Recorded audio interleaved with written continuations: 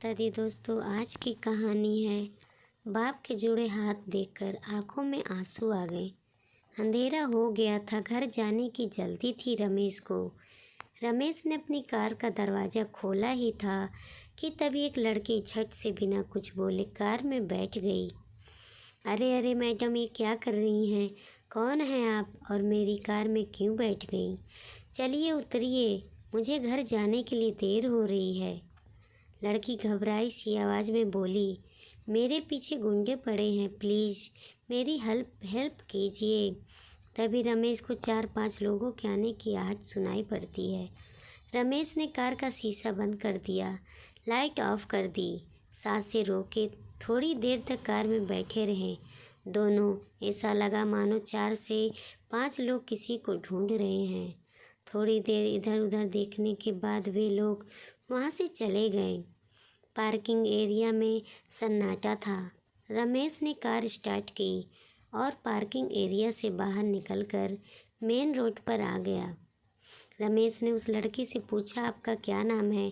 कौन है आप? कहाँ जाना है? वे लड़के कौन थे जो आपके पीछे पड़े थे? उस लड़की ने किसी भी सवाल का जवाब नहीं दिया। उसकी आंखों से केवल आंसू टपक रहे थे। वो केवल रोए जा रही थी। रमेश ने उसको पानी की बोतल दी और फिर रमेश ने कहा, यदि आप कुछ नहीं बताएंगी तो मैं आपकी मदद कैसे कर पाऊँगा? वो लड़की धीरे से बोली, मेरा नाम रिम्सा है। रिम्सा बोली, वह सुमित और उसके दोस्त थे। सुमित मेरे कॉलेज में मेरे साथ पढ़ता है और मैं सुमित से शादी करना चाहती थी, इसीलिए गहने और पैसे लेकर घर से भाग आई हूँ। इतना सुनते ही रमेश ने एक झटके से कार रोक दी और रिम्सा को देखने लगा। रिम्सा आगे बोली, जब मैं गहने और पैसे लेकर सुमित के पास पहुंची, सुमित अपने दोस्तों से मोबाइल पर बातें कर रहा था। सुमित बोल रहा था, चिड़िया जाल में फंस गई है, थोड़ी देर में जेवर और पैसे लेकर आ रही है, जल्दी आ जाओ, तुम सब मिलकर पार्टी करेंगे, शराब और शबाब सब मिलेगा। इतना बोलकर रिम्सा चुप हो गई और बस रोए जा रही थी। रमेश ने पूछा, कब भागी थी तुम घर से? रिम्सा सुबह 10 बजे कॉलेज के लिए बोलकर निकल गई। रमेश बोला, ओह तब तो बहुत देर हो गई, तुम्हारे घर वाले परेशान हो रहे होंगे, चलो मैं तुम्हें घर छोड़ देता हूँ। रिम्सा रोने लगी, मैं घर नहीं जाऊँगी, मैं घर गई तो मेरे पापा मुझे जान से मार देंगे। रमेश हंसकर बोला, अच्छा, आज तक कितनी बार जान से मारा है तुम्हारे मम्मी पापा ने, तुम्हें बताओगी मुझे? रिम्सा आश्चर्य से रमेश की ओर देखती है। रमेश बोला, बचपन से आज तक कितनी गलतियाँ की होगी तुमने, याद करो, और कितनी बार तुम्हें माफ़ कर गले से लगाया तुम्हारे मम्मी पापा ने, ये भी याद करो। देखो रिम्सा, इस दुनिया में माता पिता ही हैं जो अपने बच्चों की बड़ी से बड़ी गलती को माफ़ कर उन्हें अपने सीने से लगा लेते हैं। इसीलिए तो माँ बाप को भगवान का दूसरा रूप मानते हैं। गलती की है तो गुस्सा करेंगे ही, हो सकता है 2-4 थप्पड़ भी लगा दें, लेकिन जान से मारेंगे ये बात अपने दिमाग से निकाल दो। गुस्सा तो करेंगे तो माफ़ी मांग लेना, ज़रूरत पड़े तो उनके पैर पर पकड़कर माफ़ी मांग लेना, तुम्हारे मम्मी पापा तुम्हें ज़रूर माफ़ कर देंगे।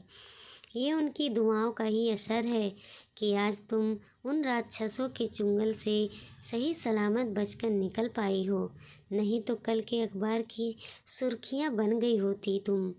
चलो जल्दी से घर का पता बताओ, मैं तुम्हें घर छोड़ देता हूँ, बहुत देर हो गई है, परेशान हो रहे होंगे तुम्हारे मम्मी पापा। रिम्सा ने घर का पता बताया। रमेश ने कार रिम्सा के घर के आगे रोक दी। रिम्सा धीरे धीरे चलते हुए दरवाजे तक पहुंची, डरते हुए डोरबेल बजाई।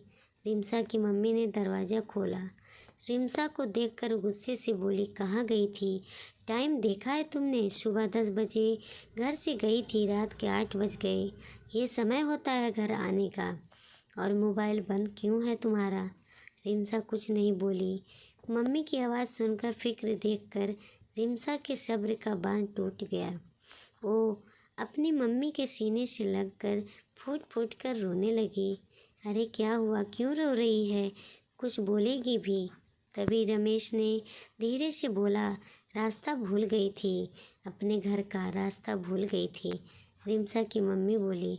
सामने एक अनजान शख्स को देखकर सक पका गई। रिमसा के रोने की आवाज़ सुनकर रिमसा के भैया भाभी पापा सभी हॉल में आ गए।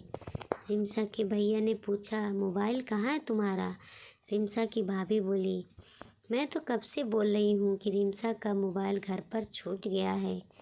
रिमसा के भैया बोले, ओह चलो कोई बात नहीं, घर तो आ गई ना।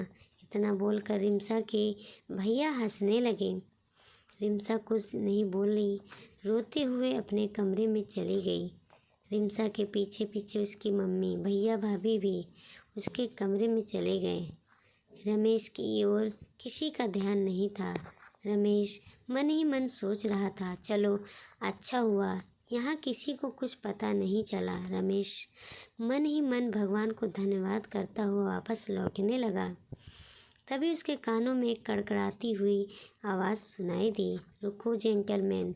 रमेश एकदम से रुक गया। उसने पीछे मुड़कर देखा, सामने रिमसा के पिताजी खड़े थे। उनके हाथों में एक कागज़ था।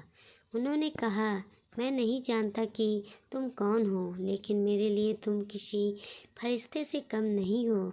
रमेश आश्चर्य से रिमसा के पिताजी को देखता है। रिमसा के पिताजी बोले, मुझे आज दोपहर में ही पता चल गया था कि मेरी बेटी घर से भाग गई है। आज दोपहर में किसी काम से रिमसा के कमरे में गया, तभी मुझे ये खत मिल गया था। मैं किसी को बिना बताए रिमसा को ढूंढ रहा था। जेंटलमैन, मैंने रिमसा को तुम्हारी कार में बैठे देखा। मैं दौड़कर वापस वहाँ पहुँचा और मैंने तुम्हारे और रिमसा की सारी बातें सुन ली थी। मैं तुम दोनों के पीछे ही था। तुम नहीं जानते कि आज तुमने मेरे लिए कितना बड़ा एहसान किया है। तुमने केवल मेरे घर की खुशियाँ ही नहीं बल्कि मेरे घर की इज्जत मान सम्मान सब कुछ बचाया है। इतना बोलते बोलते रिमसा के पिताजी का गला भर गया। उनके आंखों में आंसू आ गए। वे दोनों हाथ जोड़कर रमेश का धन्यवाद कर रहे थे। रमेश ने उनके हाथों को अपने दोनों हाथों से पकड़ लिया और बोला, ये आप क्या कर रहे हैं अंकल? रिमसा तो मेरी छोटी बहन जैसी है। इतना कहते कहते रमेश की आंखों में भी आंसू आ गए और बोला, रिमसा ने जो गलती की उसको उसका सबक मिल चुका है। आप रिमसा को माफ़ कर दो, वो बहुत शर्मिंदा है। रमेश बोला, मैं घर चलता हूँ, मुझे घर जाने के लिए ये देर हो रही है। रिमसा के पापा रमेश को जाता हुआ देखते रहे और सोच रहे थे, अगर सबकी सोच ऐसी हो जाए तो कभी किसी माँ बाप को बेटी के लिए डरने की ज़रूरत नहीं होगी। हर बेटी का बाप बेफिक्र रहेगा। वीडियो अच्छी लगी तो लाइक सब्सक्राइब जरूर करें। देखते रहें सुषमा मोटिवेशन स्टोरी। धन्यवाद।